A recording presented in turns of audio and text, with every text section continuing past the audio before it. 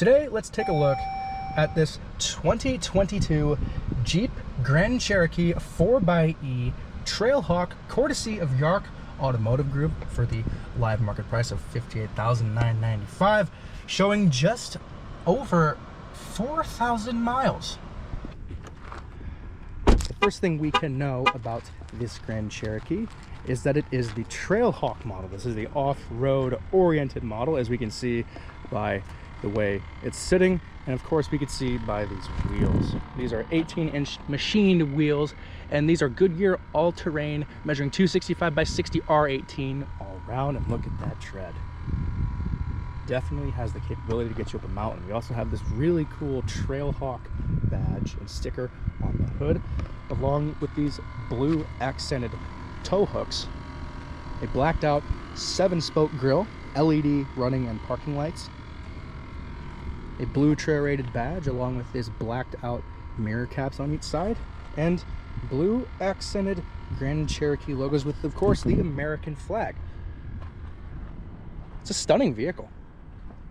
We have this blue Trailhawk badge at the rear, a blue Jeep badge, and of course this really futuristic looking 4xE badge with two little prongs at the end of the E. Start at the back. This is power operated. This has space for all of your weather floor mats, which are included with this. This does not have the third row option, but you have a ton of space behind the second row. And underneath here, this is all removable. We have a full-sized spare tire along with the 4xE charger. And back there we can see that we have the lug locks. And of course, it wouldn't be a Jeep without this Alpine sound system. It helps what makes the Jeep a Jeep. The only real issue with this car is this tiny ding up here on the top. Other than that, this car is in immaculate condition. And it's kind of strange because this was a personal leased vehicle, leased just last year. And the reason I know that is because Yark Automotive always provides a full Carfax report for all of their certified and pre-owned vehicles that can be found on the vehicle listing at yarkauto.com. If you're interested in this vehicle, go check out the listing at yarkauto.com, where you can find the full Carfax report, and I'm happy to say that it is whistle clean. You also have all of the service records available to you, and this vehicle was also inspected and checked over thoroughly with a full point inspection before being listed up for sale. Let's check out the second row. In here we have appointed leather seats with blue accenting, part of the Trailhawk package. Headroom is adequate. Legroom is adequate as well. We have nice flush wood trim along with aluminum trim pieces on the doors. Everything is soft touch in here. You have this gigantic speaker for the Alpine system, and we have these neat little cargo compartments in the back. Along with that, we do not have your climate control, but we also have a full 115 AC outlet, along with two USB-Cs and two USB ports, along with heated seat control. The blue accenting definitely gives this a nice off-roady sporty touch. We also have these really neat dark tinted windows. And here we have the 4xE charging port. Under the hood we have a 2-liter Alfa Romeo based inline 4-cylinder turbocharged that makes 375 horsepower and 470 pound-feet of torque. If you are familiar with the Wrangler 4xE, this is the exact same powertrain that it can be found in that one, with the same horsepower output and torque number. This is the most powerful engine option you can get in the Grand Cherokee, since unfortunately the Hemi has been put out to pasture. But don't be fooled, because this tiny 4-pot can get this thing up and moving with no problem. Sitting in here in the cockpit, we have this same brushed aluminum along with coated wood trim. We have our memory seat controls here. A lot of piano black, and that might be good for some buyers. It may not be good for some buyers. It is kind of difficult to keep clean, but when it is clean, it definitely looks and shines luxuriously. Starting over here, we have the 3 drive modes. We have hybrid, electric, and e-safe. Hybrid mode is what this engine defaults to, which means that the engine will not run unless you bring it past 50% of throttle response. You have 25 miles full range on hybrid mode, and you have the full 375 horsepower capability. It does drain quickly. You can see we're at 27% of battery. But your MPG definitely increases. We're averaging 24.7, and you can probably average 30 miles per gallon in hybrid mode. It's good for driving around town, but for a long trip, you definitely want to put it in e-save mode. What this does is it runs the gas engine and saves electricity for later. And we can see that with this little button here, we can also recharge the battery when in e-save mode. This is known as max regen. It gives this Jeep kind of a 1 foot driving experience. Not fully, but pretty close. It recharges the batteries, regenerating power through the brakes. And it's good for when you're driving up in the mountains especially. You can act as a sort of engine brake, but if you're driving around town, you can definitely put it in e-save and recharge the batteries to about 75%. You also have a full electric mode that can obviously run on full electricity until the battery depletes, and then it will kick over to gas mode. We will keep it in hybrid for now. Here's your fuel door switch right there. That's convenient because for the fuel door, you don't want anyone getting in there and siphoning fuel. It has a lock that can only be unlocked when the vehicle is in park. Down here we have our automatic light controls along with our dimming light for the gauge cluster.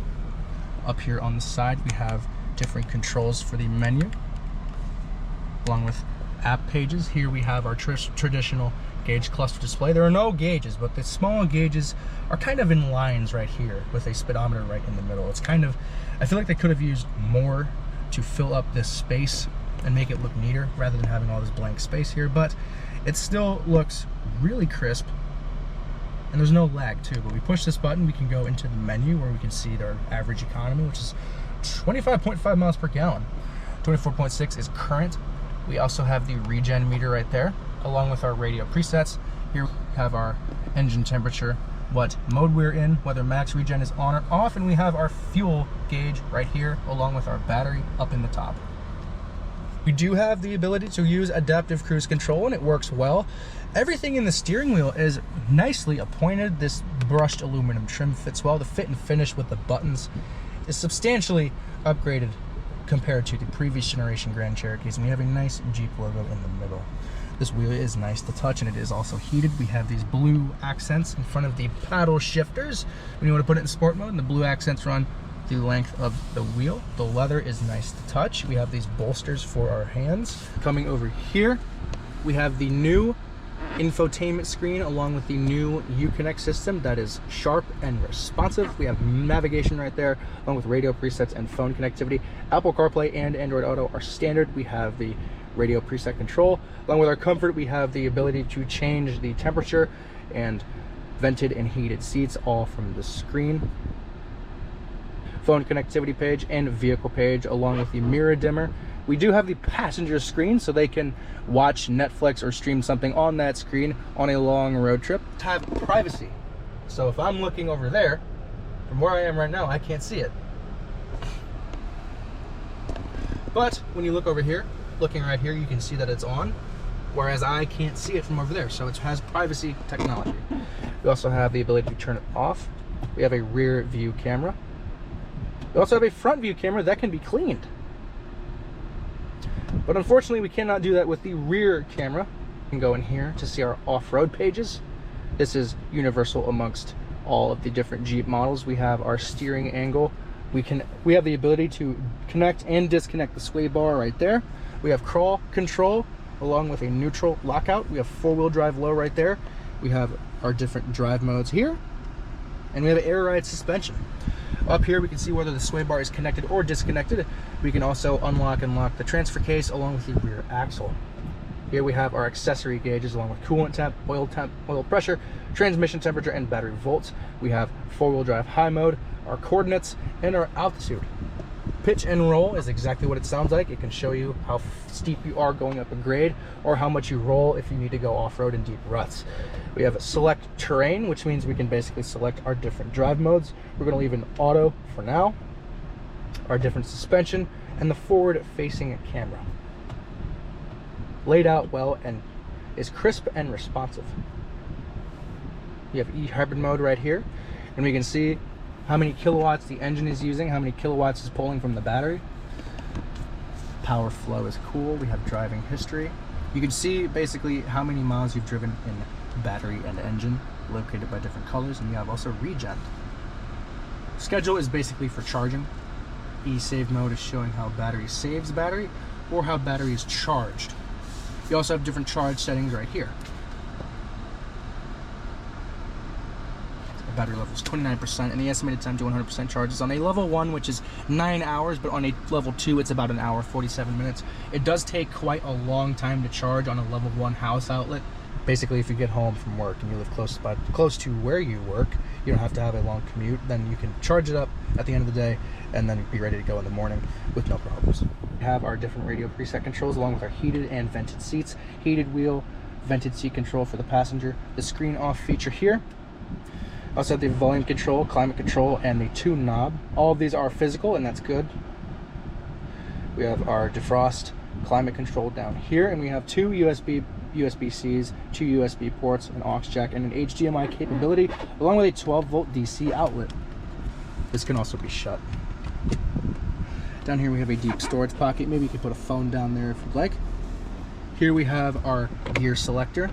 I know a lot of people might think this is controversial, but this is actually nicely appointed, and it's made of high-grade aluminum. Four-wheel drive low control. We have two cup holders in the middle. We can put a phone in between. And in here we have a small storage cubby to reveal a deeper storage cubby.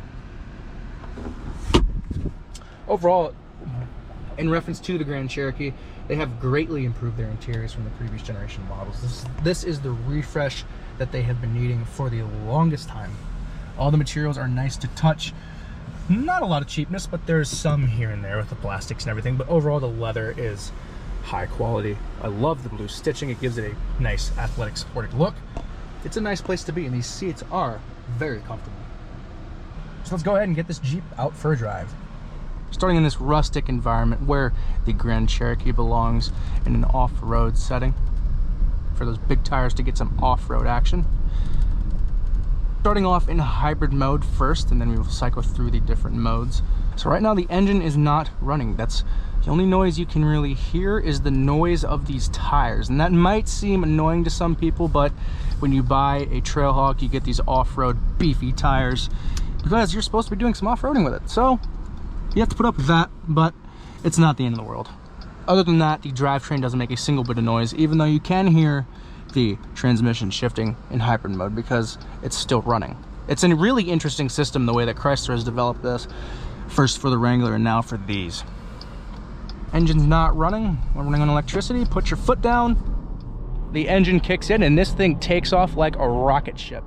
0 to 60 has been tested to be in the mid 5-second range to the high 6 range, and the same can go for the Jeep Wrangler, which is absolutely insane. But don't be fooled, because this tiny 4-pot with that turbocharger and this battery assist can get this up and moving with no issue at all. 375 horsepower does make it the most powerful option in the Grand Cherokee. As we creep up, I'm letting Max Regen do all the braking for me. You don't really need to hit the brakes unless you have to come to a stop really hard, but even then it decelerates very quickly and you can definitely feel it. It's a little bit, it takes a little bit to get used to it, but it's not really annoying. In fact, you might thank it for having that system because it allows you to save fuel and save the battery as well. And when you're going on a mountainous trip and you need to go down a steeper grade, you can put on Max Regen and it can basically act as an engine brake, so that's a really cool feature. But right now I'm not even touching the brakes, it's decelerating itself for me. But then we have to get the brakes on because it will not bring us to a full complete stop. It's that 1 foot driving experience, but not quite yet. The transition from electricity to hybrid mode is seamless for the most part. There are some moments where it hesitates and clunks to get into different modes, but most of the time, like 95% of the time, it's totally seamless. You can't even hear it turn on, but you could definitely hear it running. It's refined and quiet in here. A lot of sound deadening. If you've driven the 4xE Wrangler, then this is vastly different in terms of ride quality because you're not driving a box, and you also have more sound deadening from that 17.2 kilowatt per hour battery. There's more sound deadening throughout. The battery is located underneath the chassis rather than underneath the rear seat, but you don't really lose any ground clearance there because they have taken every single extra step to ensure that that battery is protected as it can possibly be. In traffic like this is where the 4xE works the best.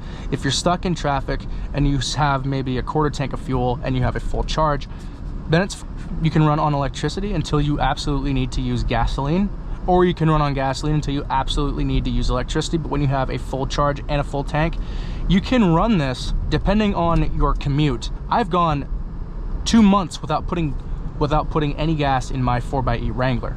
So you can definitely do that in this depending on your commute. If you live close to where you work or you have a small commute across town, then this is where the 4xE works the best.